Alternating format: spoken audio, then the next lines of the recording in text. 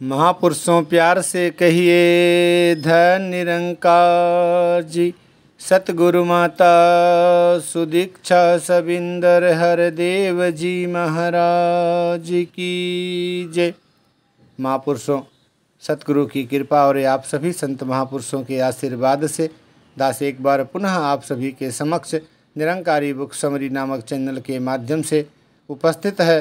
और जैसा कि पीछे से निरंकारी मिशन के साहित्य की दुर्लभ पुस्तक युग पुरुष लेकर के दास आपके चरणों में उपस्थित होता आ रहा है, आज भी उसी पुस्तक का सहारा लेकर के आपके आशीर्वाद का पात्र बनना चाहेगा। याचना कामना प्रार्थना आप सभी संत महापुरुषों के श्री चरणों में यही कि आप सभी दया के सागर हैं, कृपा के सागर हैं। संसार की सारी रिद्धियाँ और सिद्धियाँ सद्गुरु ने आपके श्री चरणों में बख्शी हैं, तो अपनी कृपा दृष्टि दया दृष्टि दास और दास के परिवार के ऊपर सदा सर्वदा बनाए रखिए, जिससे दास भी इस निरंकार के एहसास में रहता हुआ सतगुरु के एक ही एक वचन का पालन करता हुआ आप सभी संत महापुरुषों का सत्कार कर पाए, आप सबसे प्यार कर पाए, आपका सम्मान कर पाए और सतगुरु के एक ही एक आदेश और उपदेश पर चल करके अपना और अपने परिवार का जीवन सफल कर पाए, अपना लोक सुखी और परलोक सुहेला कर पाए। तो ये युग पुरुष पुस्तक, जिसके बारे में दास हर बार ये प्रार्थना करता है कि ये दुर्लभ पुस्तक है जो आजकल पब्लिकेशन पर भी उपलब्ध नहीं है। आप जैसे एक संत महापुरुष की कृपा से ये दास के हाथ में आई है।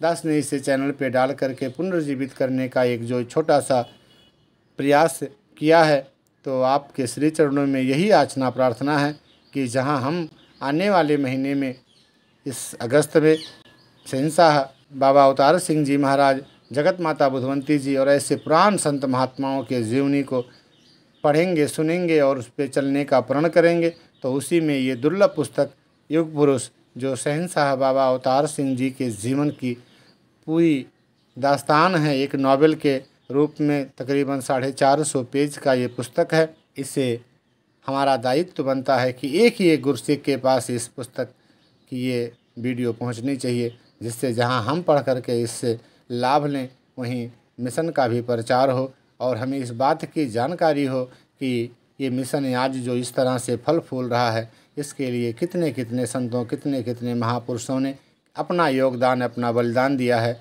तो एक बार पुनः यही याचना कि इस वीडियो को ज़्यादा से ज़्यादा संत महापुरुषों के चरणों में अवश्य शेयर करें।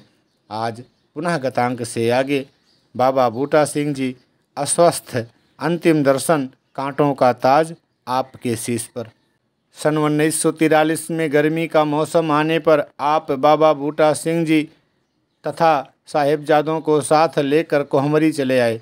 आपका विचार था कि जलवायु के परिवर्तन से बाबा जी की सेहत ठीक हो जाएगी। कोहमरी में कुछ सत्संगी परिवार तो वास करते ही थे, परंतु गर्मियों के मौसम में बाहर से भी महापुरुषों का आना जाना लगा ही रहता था, इसीलिए सत्संग भी नियमित रूप से चलता रहता था।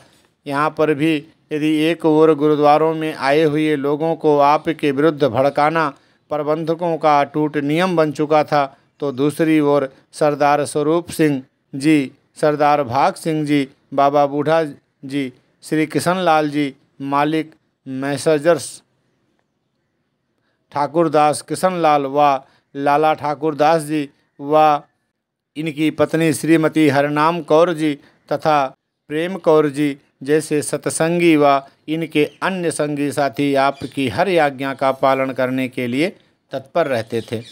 आपकी दिन रात की सेवा तथा डॉक्टरों की ओर से पूरी तरह देखभाल होने पर भी बाबा बूटा सिंह जी का शारीरिक रोग बढ़ता गया, परंतु इस रोगी अवस्था में भी ना तो उनके मुख की कांति में कोई विशेष अंतर पड़ा और ना ही उनके मुखारबिंद से किसी ने कोई ऐसा शब्द सुना जिससे रोग की कोई व्यथा प्रकट हो। शारीरिक कष्ट होने पर भी बाबा बूटा सिंह जी आने वाले भक्तों से प्रभु चर्चा शुरू कर देते और खाली समय में निरंकार प्रभु का सुमिरन करते रहते। इस बीमारी में एक दिन बहुत से सत्संगियों के सामने उन्होंने आपको अपना कोट और दुपट्टा पहनाकर नमस्कार करते हुए सबसे कह दिया कि आज से सब लोग भाई अवतार सिंह जी को ही अपना रहबर समझते हुए इनकी हर आज्ञा का पालन करें। तदुपरांत बाबा बूटा सिंह जी ने सब उपस्थित सज्जनों को आपके चरणों पर नमस्कार करने का आदेश दिया। उनके ऐसा आदेश आने पर आप उठकर खड़े हो गए और कहने लगे, महापुरुषों अथवा संत जनों, अभी बाबा बूटा सिंह जी सशरीर हमारे पास हैं। थोड़े दिनों के उपरांत इलाज के द्वारा इनका रोगी शरीर भी ठीक हो जाएगा। मेरी तो पल पल निरंकार प्रभु के आगे यही अरदास है कि बाबा बूटा सिंह जी का कृपा भरा हाथ अभी बहुत दिनों तक हमारे सिरों पर बना रहे। इतना कहते कहते आपका गला रूंध गया और आंखें बरसने लगी। आंसू आँखों से बह बह कर आपकी उस असीम श्रद्धा तथा निश्चल प्यार को प्रकट करने लगे जो आपके हृदय के हर कोने में समाये हुए थे। परंतु बाबा बूटा सिंह जी इस बात को भली प्रकार समझ चुके थे कि अंतिम समय बहुत नज़दीक है। इससे अगले दिन बाबा बूटा सिंह जी ने आपसे कहा कि सारी संगतों को कोहमरी पहुंच जाने की सूचनाएं भिजवा दें, क्योंकि मैं अंतिम समय ब्रह्मज्ञानी महापुरुषों के दर्शन करना चाहता हूं। आपने बाबा जी की आज्ञा को शिरोधार्य करते हुए रावलपिंडी, पेशावर आदि शहरों में रहने वाले सज्जनों को तार अथवा डाक आदि से तुरंत सूचना भिजवा दी। सूचना मिलते ही बहुत से महापुरुष मसूरी पहुंच गए, जिनमें भाई साहब लाभ सिंह जी, राम शरण जी, डॉक्टर देशराज जी, श्री तकतमल जी, भाई साहब सुजान सिंह जी एवं श्री मालिक राम जी भी थे। आपके साहिबजादे श्री गुरबचन सिंह जी और सज्जन सिंह जी तो आपके पास शुरू से ही रहकर सतगुरु की सेवा सत्कार में आपका हाथ बटा रहे थे। जिस दिन बाबा बूटा सिंह जी ने आपको लोगों को सूचना भिजवाने के लिए कहा था, उसी रोज़ उन्होंने यह भी कहा था कि भाई साहब, समय पर दौड़ धूप करने की बजाय मेरे अंतिम समय के लिए ऊपर डालने के लिए सफ़ेद चद्दरें भी अभी से मंगवा लो। मन ना चाहते हुए भी आपने साहिबजादों को बाजार भिजवा कर सामान मंगवा लिया था। सारांश यह कि बाबा बूटा सिंह जी ने ब्रह्मलोक गमन की पूरी तैयारियां कर ली थीं, अथवा वे जानबूझकर किसी खास काम अथवा संतों के दर्शनों के लिए ही इच्छानुसार रुके हुए थे। पाठकों की जानकारी के लिए यह लिख देना अति आवश्यक है कि कोहमरी में इसी रुग्ण अवस्था में लोगों को सूचना भिजवाने से 1 सप्ताह पहले भी वे अपने शरीर का त्याग कर चुके थे। देखने वाले समझदार व्यक्तियों ने भी आपको मृतक समझकर आपके अंत की घोषणा कर दी थी, परंतु कुछ घंटों के उपरांत ही जब इन्हीं सज्जनों ने आपको आँखें खोले हुए तुहिं नंकार का सुमिरन करते हुए पाया तो वे ठगे से रह गए थे। उपस्थित सज्जनों ने जब बाबा बूटा सिंह जी से पूछा कि महाराज, यह क्या कौतुक है, तो वे उत्तर में हंसते हुए बोले कि कोई विशेष बात नहीं, बस जाते जाते केवल मुझे अपना वह प्रण याद आ गया जो कि मैं महापुरुषों से किया था कि मैं कोई चोर नहीं जो संसार से चुपचाप भाग जाऊंगा। मैं सबसे मिलकर अथवा कहकर ही अंतिम यात्रा पर जाऊंगा, इसीलिए मुझे लौटना पड़ा है। बाबा बूटा सिंह जी को मिलने आने वाले सज्जनों के पहुंचने से पहले ही आपने उनकी इच्छा अनुसार खाने आदि का प्रबंध कर लिया था।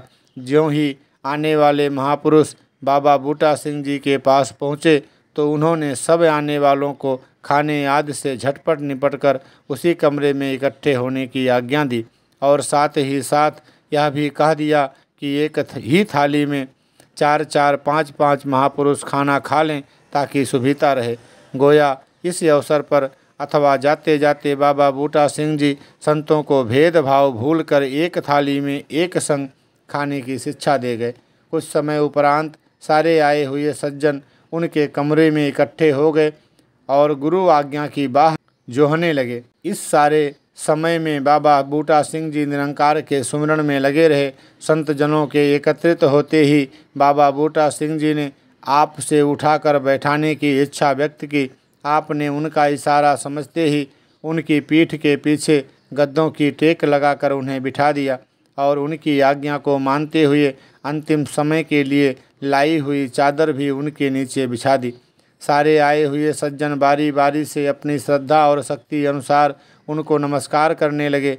जब सब नमस्कार कर चुके तो बाबा बूटा सिंह जी ने मुस्कुराते हुए कहा कि अभी मेरे लाडलों ने तो नमस्कार की ही नहीं, आपने तुरंत ही उनका इशारा समझते हुए साहिबजादे गुरबचन सिंह जी तथा सज्जन सिंह जी को माया सहित नमस्कार करने के लिए कहा।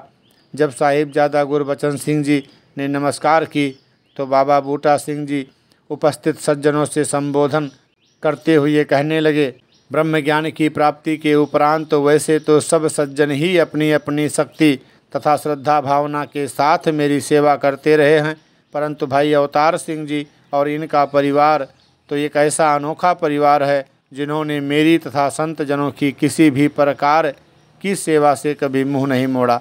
भाई साहब और इनके परिवार की सेवा एक ऐसा जीता जागता उदाहरण है जिसको देखकर गुरुमत के मार्ग पर चलने वाले बहुत कुछ सीख सकते हैं। मेरा अंतिम समय आ पहुंचा है। प्रभु के प्रेमियों अथवा ज्ञानी महापुरुषों का प्यार शारीरिक ना होकर आत्मिक होता है, इसीलिए मेरे शरीर के चले जाने पर किसी को शोक नहीं होना चाहिए। मेरे आरंभ किए हुए काम को आगे बढ़ाना ही आपकी गुरु भक्ति है। मैंने केवल आपको इसलिए बुलाया है कि अंतिम बार आप जैसे प्रभु प्रेमी संतों के दर्शन कर सकूं अथवा आपसे यह जान सकूं कि मेरे शरीर त्याग के उपरांत संत जनों की अगुवाई कौन करेगा। इतना कहते हुए जब बाबा बूटा सिंह जी ने अपनी नज़रें ऊपर उठाईं तो सभी उपस्थित सज्जनों की आंसू भरी आंखें आपकी ओर ही लगी थीं। बाबा बूटा सिंह जी ने संत जनों की आंखों की मूक भाषा के अर्थ समझते हुए सबकी उपस्थिति में अपने गले का दुपट्टा उतारकर आपके गले में डालते हुए तथा आपके आगे 1.25 रुपया और नारियल रखकर आपको नमस्कार करते हुए बिना मुख से कुछ कहे वह सब कुछ कह दिया जो कि वे कहना चाहते थे। शायद शरीर के रोगी होने के कारण वे अधिक बातें करने में अपने आप को असमर्थ पा रहे थे। थोड़े समय की चुप्पी के उपरांत बाबा बूटा सिंह जी बड़ी धीमी आवाज़ में फिर कहने लगे, मुझे हार्दिक प्रसन्नता हुई है कि आपने अपनी अगुवाई के लिए एक ऐसे व्यक्ति को चुना है जो हर परीक्षा में उत्तीर्ण तथा प्रत्येक कठिनाई में अडिग रहा है। आज से भाई अवतार सिंह ही बूटा सिंह हैं। इतना कह चुकने के उपरांत उन्होंने लेटने की इच्छा व्यक्त की। आपने तुरंत आगे बढ़कर उन्हें आराम से लिटा दिया। बाबा बूटा सिंह जी के मुख से तुहिं निरंकार का सुमिरन जारी था। थोड़े मिनटों के उपरांत ही उन्होंने अपने दोनों हाथ जोड़ते हुए अथवा संतों को अंतिम प्रणाम करते हुए अपना शरीर त्याग दिया। उपस्थित सज्जनों के कथन अनुसार इस अंतिम समय पर भी उनके मुख पर ऐसी आभा तथा होठों पर ऐसी सहज मुस्कान थी जो किसी भी प्रकार भुलाई नहीं जा सकती। आपने बाबा बूटा सिंह जी को अपने हाथों अंतिम स्नान कराने के उपरांत उन पर दूसरी चद्दर भी डाल दी। सारी तैयारियां कर लेने के उपरांत आपने उपस्थित सज्जनों से अपने मन की बात बताते हुए कहा कि मैं चाहता हूं कि बाबा बूटा सिंह जी की शव यात्रा का जुलूस बड़ी धूमधाम से बैंड बाजों के साथ निकलना चाहिए। सब आपकी राय से सहमत हो गए। इस बात को समझते हुए भी कि कोहमरी में कोई बैंड बाजा मिल पाना यदि असंभव नहीं तो अति कठिन अवश्य है। कुछ सज्जन बैंड वालों की तलाश में चल दिए। लाला ठाकुर दास कपड़े वाले भी साथ थे। जब ये लोग माल रोड पर पहुँचे तो उन्हें एक शानदार बैंड पार्टी खड़ी मिल गई जो कोहमरी के किसी धनवान ने अपनी खातिर रावलपिंडी से विशेष तौर पर मंगवाई थी। बैंड वालों से पूछने पर पता चला कि वे लोग यहाँ के अतिरिक्त जिलाधीश श्री एम फतेह अल्लाह खां के कहने पर आए हैं। उनके यहाँ कोई खुशी का अवसर है, इसीलिए वे लोग बिना खान साहब की आज्ञा के किसी दूसरी जगह नहीं जा सकते। बाजे वालों से यह उत्तर पाने पर आए लोग खान साहब की कोठी पर पहुँच गए और उनसे अपनी कठिनाई तथा आवश्यकता की बात कही। खान साहब बिना किसी विशेष नुकुर के बैंड वालों को भेजने के लिए तैयार हो गए। इस तरह आपने बाबा बूटा सिंह जी की अंतिम यात्रा बड़ी धूमधाम से निकालकर संसार वालों को यह बताने में अपनी ओर से कोई कसर नहीं छोड़ी कि आज इस संसार से एक पूर्ण महापुरुष अपनी अंतिम यात्रा पर जा रहा है। आपने सबसे पहले अर्थी स्वयं अपने कंधों पर उठाई और फूलों की वर्षा तथा तुहिं निरंकार की अमर एवं मधुर ध्वनि के साथ अर्थी को शमशान घाट तक पहुंचाया, जिस ओर से यह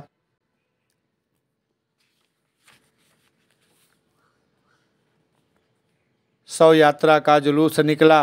आयु भर बाबा बूटा सिंह जी का विरोध करने वाले कोहमरी के दुकानदार अपनी दुकानें बंद करके इस जुलूस में सम्मिलित होते गए। बाबा बूटा सिंह जी का अग्निदाह तथा दूसरे अंतिम संस्कार आपने अपने हाथों से किए। इस तरह भगवान के ना दिखाई देने वाले हाथों ने आपसे बाबा बूटा सिंह जी को सदा सदा के लिए अलग कर दिया। परंतु क्या हुआ, यदि उनका शरीर ही आपके साथ नहीं था, उनकी सिखलाई तो आपके रोम रोम में वास कर चुकी थी तथा बाबा बूटा सिंह जी के कथनानुसार सच्चाई, एकता और प्रभु की अमर ज्योति से जगमगाता हुआ कांटों का ताज आपके शीश पर रखा जा चुका था। इस कांटों के ताज को जिस धैर्य तथा शौर्य से आपने अंतिम समय तक अपने शीश पर धारण किए रखा, जग जानता है। इस दैवी ताज की शान और चमक को कायम रखने के लिए आपने संसार भर की अज्ञान तथा अंधकारमयी शक्तियों से टक्कर ली, परंतु इस ताज पर आँच तक नहीं आने दी। 9 युग घर घर दीप जले, बदल चला संसार। आपके महान कर्म और विशाल कर्म क्षेत्र को देखते हुए 1943 और 1969 के बीच के समय को एक ऐसे नए युग का नाम दिया जा सकता है जिसको दुनिया के लोग और आने वाली नस्लें युगों युगों तक याद रखेंगी। इस सारे समय में उजाले के विरोधियों के विरोध की रत्ती भर भी परवाह न करते हुए जिस शानदार ढंग से देश विदेश में लाखों मील का सफ़र करके आपने जो सत्य का निर्देशन किया है, इसकी मिसाल भी बीते इतिहास में मिलनी असंभव है। यहाँ तक कि आपने अपने जीवन का एक एक श्वास सच्चाई तथा ब्रह्म ज्ञान के प्रचार में लगा दिया। जब कभी भी कोई इतिहासकार निरंकारी मिशन तथा इस मिशन की संसार को मिसाल देने का इतिहास लिखेगा, तो उसे लिखना ही पड़ेगा कि आज का यह दुनिया भर में फैला हुआ निरंकारी मिशन केवल आपकी दिन रात की दौड़ धूप का ही परिणाम है, अथवा निरंकारी मिशन वह मिशन है जिसकी नींव आपने स्वयं अपने हाथों से अपने ही खून और पसीने पर रखी। पुराने वलियों, पीरों तथा अवतारों के इतिहास निरपेक्षता से पढ़ने पर यह तथ्य बड़ी सरलता से दृष्टिगोचर हो जाता है कि उन लोगों का वास्ता केवल थोड़े से इलाके में रहने वाले लोगों के साथ पड़ा, और वह भी उनसे जो कि आज की दुनिया के मुकाबले में बहुत कम पढ़े लिखे थे। पुराने ज़माने के लोगों के जीवन की बागडोर उनके अनपढ़ होने के कारण अधिकांश तौर पर मजहबी अगुओं के हाथों में थी। बस यूँ समझ लीजिए कि पहले ज़माने के लोग आर्थिक, सामाजिक तथा आत्मिक रूप से धार्मिक अगुओं पर ही निर्भर थे। परंतु आपके समय में दुनिया सांसारिक विद्वता तथा वैज्ञानिक क्षेत्र में बहुत आगे बढ़ चुकी थी। जनता के जीवन में देखने भर को इतनी चमक दमक आ चुकी थी जो इससे पहले के किसी युग में शायद ही उन्हें प्राप्त हुई हो। आपका वास्ता इस युग में बहुधा ऐसे लोगों से पड़ा जो बाहरी रूप से पढ़े लिखे तो अवश्य थे, परंतु आत्मिक रूप से इतनी बाहरी उन्नति होने पर भी अभी तक पुरानी रूढ़ियों की सांकलों में बंधे हुए थे। एवं विद्या प्राप्ति के अभिमान ने उन पुरानी सांकलों में एक और सांकल की बढ़ोतरी कर दी थी। तथाकथित धार्मिक नेता अब भी पढ़ी लिखी जनता को धर्म, मजहब तथा पुराने महापुरुषों के नाम पर आपस में लड़ाने में पूर्णतया समर्थ थे।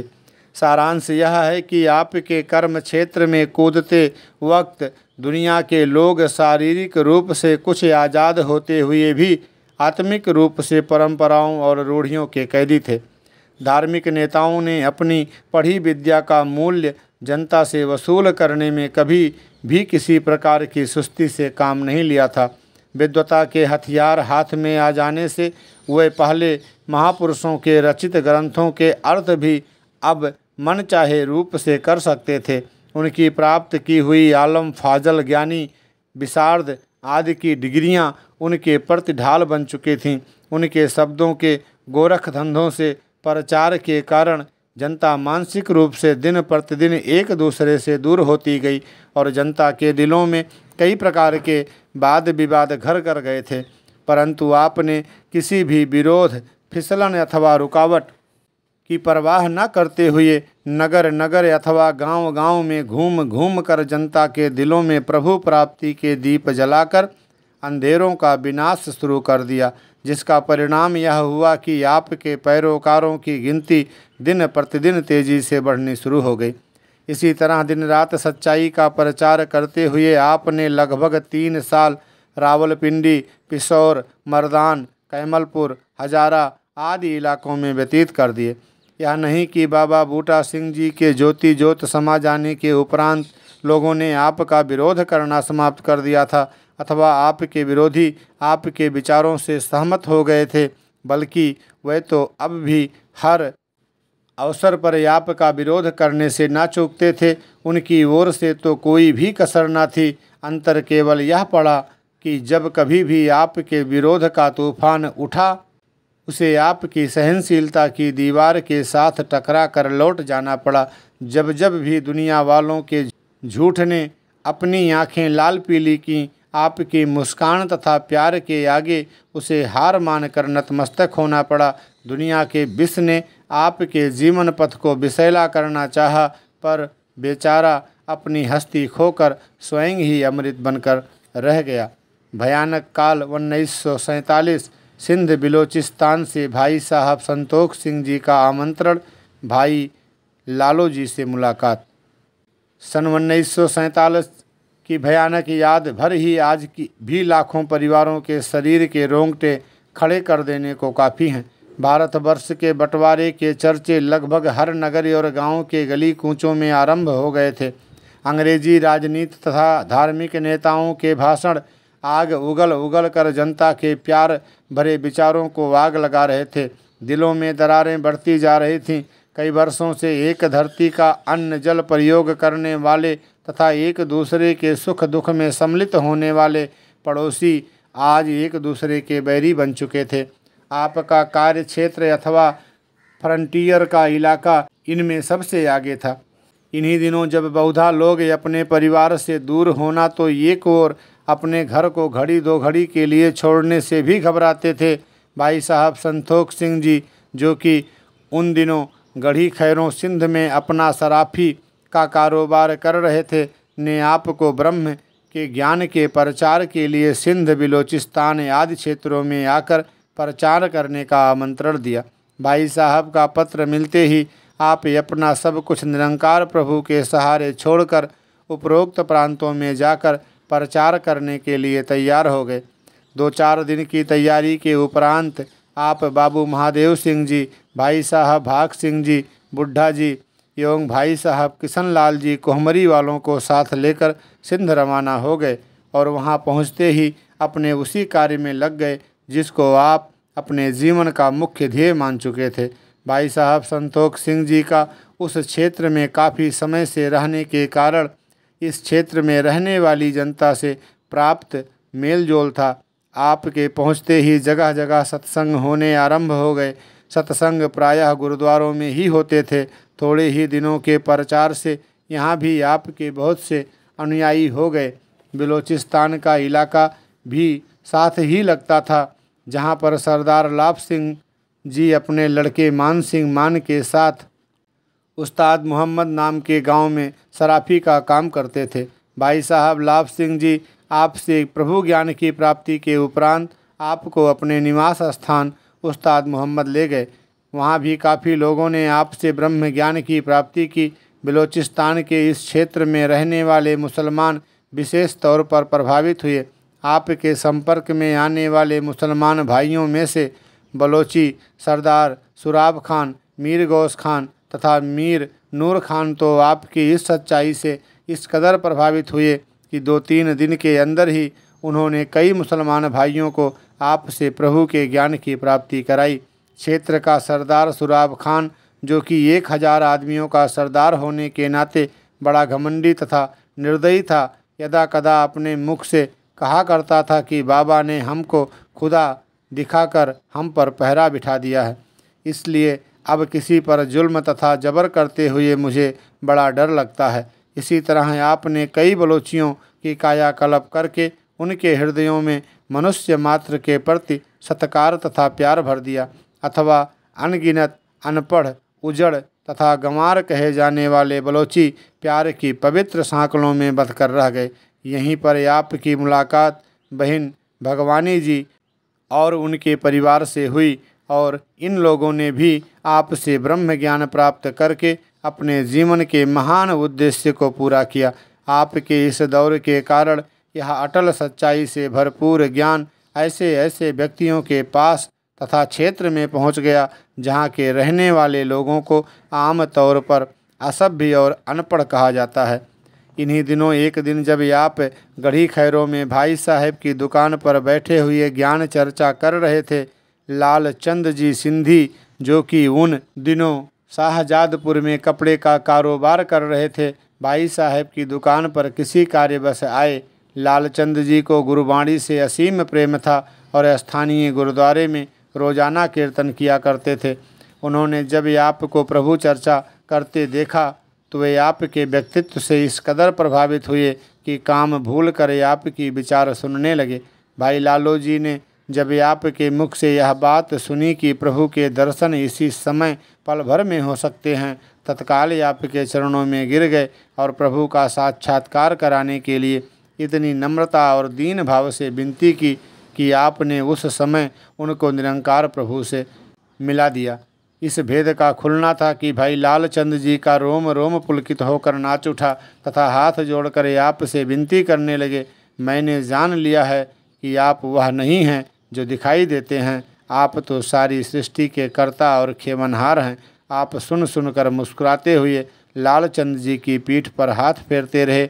आप मुस्कुराते रहे और लालचंद जी अपनी मस्ती में कहते गए, मैं गुरबाणी समझता हूँ। गुरबाणी कहती है कि निरंकार का भेद खोलने वाला स्वयं आप निरंकार होता है। गुरबाणी में लिखा है कि ब्रह्मज्ञानी का सकल आकार, ब्रह्मज्ञानी आप निरंकार।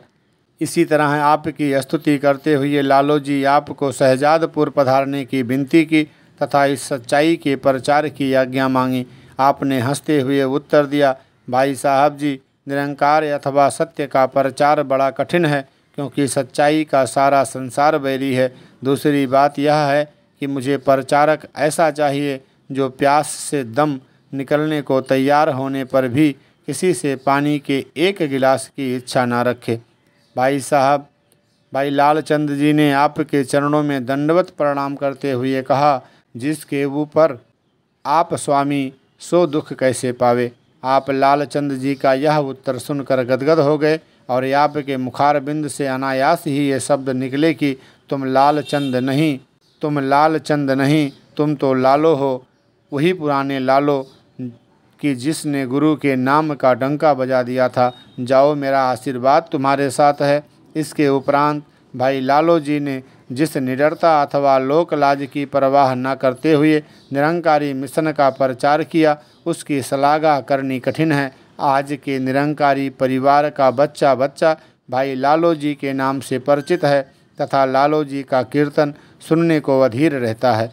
लालो जी के कहने पर आपने बाबू महादेव सिंह जी तथा किशन लाल जी को शाहजादपुर भेज दिया, जहां लालो जी की प्रेरणा तथा बाबू महादेव सिंह जी की मधुर विचारों के वशीभूत होकर 500 से भी अधिक व्यक्तियों ने ब्रह्म ज्ञान प्राप्त किया। रावलपिंडी को वापसी, पंजाब की आग, पिंडी पिशावर में लूटमार। आप ये भी सिंध बलोचिस्तान के क्षेत्रों में दौरे पर ही थे कि पंजाब के हालात तेज़ी से बिगड़ने आरंभ हो गए। मजहबी प्रचारकों के विषैले प्रचार के कारण चिनगारियाँ लपलपाते हुए सोहले बन बनकर मानवता को फूंकने लगी। रावलपिंडी से लगातार वापसी के लिए पत्र आने पर आप गढ़ी खैरों से वापसी के लिए तैयार हो गए। आपको वापसी के लिए तैयार देखकर आपके हिंदू मुसलमान पैरोकार विह्वल होकर आंसू बहाने लगे तथा कुछ समय और ठहरने के लिए प्रार्थनाएं करने लगे। परंतु जब आपने अपने कर्तव्य को सम्मुख रखते हुए और अधिक रुकने से इनकार कर दिया तो बहन भगवानी आदि दूसरे प्रेमियों ने स्पष्ट तौर पर कह दिया कि सच्चे पातशाह बाबा जी, यदि निरंकार का ज्ञान और हमारा प्यार सच्चा है तो रेलगाड़ियां ही बंद हो जाएंगी। और हुआ भी ऐसा। जब आप और आपके साथी वापसी के लिए तैयार होकर स्टेशन पर पहुंचे तो उन्हें पता चला कि झगड़ों के कारण रेल की व्यवस्था बिगड़ जाने से कुछ दिनों के लिए गाड़ियों की आवाजाही बंद है। आप तत्काल समझ गए कि यह सब कृपा उन प्रेमी महापुरुषों की है, जिनकी इच्छा भगवान भी टालने में समर्थ नहीं। बिना इन लोगों की आंतरिक इच्छा के यहाँ से निकलना असंभव है। इसलिए इन प्रभु प्रेमियों को मनाना आवश्यक है। इसी भावना को सम्मुख रखते हुए आपने दूसरे दिन सत्संग में विचार करते हुए कहा, मैंने आपको सर्वव्यापी निरंकार का ज्ञान दिया है, अपना अथवा किसी शरीर का नहीं। जिस प्रभु का ज्ञान मैंने आप लोगों को दिया है, यह हर समय और हर पल आपके अंगसंग है। आप सबको इसी से प्यार करना चाहिए। मेरे शरीर के मोह में मत पड़ो। मुझे आपकी भावनाओं और प्यार का पता है, परंतु मैं रुक नहीं सकता। अतः आपको हंसते मुस्कुराते मुझे विदाई देनी चाहिए। आप सबका निवास मेरे मन में है। प्रभु इच्छा से हम फिर मिलेंगे अथवा मिलते रहेंगे। आपकी विचार सुनने के उपरांत महापुरुषों ने हंसते खेलते आपको वापस जाने की अनुमति दे दी और आप 2-3 दिन उपरांत वापस आने के लिए गाड़ी पर सवार हो गए। आपके रावलपिंडी पहुंचने के समय तक शहर के हालात बहुत बिगड़ चुके थे। किसी एक जाति के व्यक्ति का दूसरी जाति के गली मोहल्ले में जाना अपनी मौत को न्योता देने के समान था। परंतु फिर जब आप रावलपिंडी रेलवे स्टेशन पर पहुंचे तो बहुत से सत्संगी महापुरुष आप और आपके साथियों का स्वागत करने के लिए स्टेशन पर पहुंचे हुए थे। आपके रावलपिंडी पहुंचते ही सत्संग फिर सुचारू तथा नियमित ढंग से चालू हो गया। बिगड़े हुए हालात में भी अपनी जान को जोखिम में डालकर बहुत से महापुरुष सत्संग में पहुंच जाते थे। थोड़े समय पश्चात 15 अगस्त का वह दिन भी आ गया, जिस दिन एक ओर तो खुशियों के ढोल बज रहे थे तो दूसरी ओर खून की होली खेली जा रही थी। माँ बहनों के सतीत्व लूटे जा रहे थे। यदि मुसलमान हिंदुओं और सिखों को लूट मार कर अपने लिए जन्नत के द्वार खोल रहे थे, तो हिंदू और सिख भी मुसलमानों को लूट मार कर पुण्य का व्यापार कर रहे थे। यहाँ तक कि गुरुद्वारे, मस्जिद, मंदिर आदि धार्मिक स्थान भी न बच सके। यह सब कुछ उस सरकार के अधीन हो रहा था जो लोगों के जान तथा माल की रक्षा की जिम्मेदार है। ऐसे में भी जब घर से बाहर निकलना मौत को आमंत्रण देना था, आप सत्संगियों के घरों में जा जाकर उन्हें धैर्य देते तथा उनको यह कहकर धीरज बधाते कि निरंकार प्रभु हमारे अंग संग है, यही हमारी सब लोगों की रक्षा करेगा। हमें निरंकार प्रभु पर पूर्ण भरोसा और विश्वास रखना चाहिए। जब शहर में लूट मार और भी बढ़ गई तो और एक दूसरी जाति के लोग विपक्षियों पर टोलियां बन बनकर हमले करने लगे, तो आपने दूर दूर रहने वाले लोगों को अपने पास बुला लिया। पाठकगण स्वयं अंदाज़ा लगा सकते हैं कि ऐसी अवस्था में मेहमानों के लिए चाय पानी तथा खाने पीने का प्रबंध कर पाना कितना कठिन होगा। आपके साहिबजादे तथा आपकी सुपत्नी यही समझते रहे कि शीघ्र ही सब ठीक हो जाएगा। केवल इसी बहाने से उनको सेवा का सुअवसर प्राप्त हुआ है। सत्संगी महापुरुष आपका सम्मान तो पहले भी करते थे, परंतु आपकी और आपके परिवार द्वारा इन दिनों में की जाने वाली सेवा ने सबके मन खरीद लिए। लगभग 1 माह से आपने इसी भांति व्यतीत कर दिया। बैर और नफरत की ज्वाला तीव्रता से बढ़ती देखकर आपने सबको वाह कैंप जाने की आज्ञा दे दी। समय की हवा तथा बिगड़ते हालात को सम्मुख रखते हुए आपने अपने बड़े साहिबजादे गुरबचन सिंह जी तथा अपनी सुपुत्री नंद जी की शादियां भी इन्हीं दिनों बड़ी सादगी से कर दी, क्योंकि आप स्पष्ट रूप से जान चुके थे कि आने वाले समय में सबको इकट्ठे ही रहकर समय व्यतीत करना है। बेचारे लड़के लड़कियां कहाँ कहाँ एक दूसरे से छिपते फिरेंगे। किए गए प्रबंध के अनुसार आपने एक दिन साहिबजादा गुरबचन सिंह जी की देख रेख में सबको ही वाह कैंप में भिजवा दिया और स्वयं वहीं पर ठहर गए। आपके छोटे साहिबजादे सज्जन सिंह जी लगभग 4-5 मास पहले ही अपने चाचा गोपाल सिंह जी प्रेमी के साथ दिल्ली जा चुके थे। दिल्ली पहुंचकर प्रेमी जी मोटर पुर्जों का कारोबार शुरू कर चुके थे और उन्होंने पहाड़गंज के क्षेत्र मुल्तानी डांडा में एक मकान किराए पर लेकर उसे अपना निवास स्थान बना लिया था। इधर दोनों व्यक्ति दिल्ली में बैठे हुए रावलपिंडी पिशावर से आने वाली खबरें सुन सुनकर परेशान हो रहे थे। उधर साहिबजादे गुरबचन सिंह जी वाह कैंप में वहां से निकलने के लिए किसी शुभ अवसर की प्रतीक्षा कर रहे थे। डाक व तार की व्यवस्था ठप हो जाने के कारण इधर का समाचार उधर या उधर का समाचार इधर पहुंचने का तो प्रश्न ही पैदा न होता था। साहिबजादे सज्जन सिंह जी ने रेडियो से संदेश भी भिजवाए, परंतु सब के सब व्यर्थ। किसी को एक दूसरे का कोई भी समाचार ना मिल सका। दिल्ली वाले रावलपिंडी वालों के दिल्ली पहुंचने की आस लगाए हुए थे और वाह कैंप वाले आसपास में लगी आग से बेसुध गुरबचन सिंह जी की देख रेख में दिन रात प्रभु के यशोगान करते हुए समय व्यतीत कर रहे थे। गुरबचन सिंह जी ने आपके पग चिन्हों पर चलते हुए तथा आपकी सिखलाई को स्मरण रखते हुए कभी भी किसी भी प्रकार की सेवा करने से मुंह नहीं मोड़ा। वाह कैंप में निरंकारी महापुरुष दिन रात सत्संग करते हुए प्रभु प्यार के गीत गा गा कर इस प्रकार हंसी खुशी से समय व्यतीत कर रहे थे कि कैंप के दूसरे लोगों को हैरान होकर सोचना पड़ता था कि ये कैसे लोग हैं जिन्हें अपनी ज़मीन जायदाद से रत्ती भर भी मोह नहीं। लगभग 1 मास तक वाह कैंप में समय बिताने के उपरांत एक दिन इन सबको सरकार की ओर से गाड़ी पर बिठला दिया गया। 1 सप्ताह की कठिनाइयों से भरी यात्रा के उपरांत ये सब लोग जालंधर आकर एक शरणार्थी कैंप में ठहर गए। यहाँ पर भी सबकी देखभाल आपके योग्य सुपुत्र गुरबचन सिंह जी ही करते रहे। चूँकि सबकी कार्य सिद्धि गुरबचन सिंह जी के द्वारा ही होती थी, इसलिए सब लोग इनको सेठ जी के नाम से पुकारने लगे। साथ ही सत्संगियों को वाह कैंप भेजने के उपरांत भी आप लगभग 4 मास तक अपने निवास स्थान पर ही ठहरे रहे।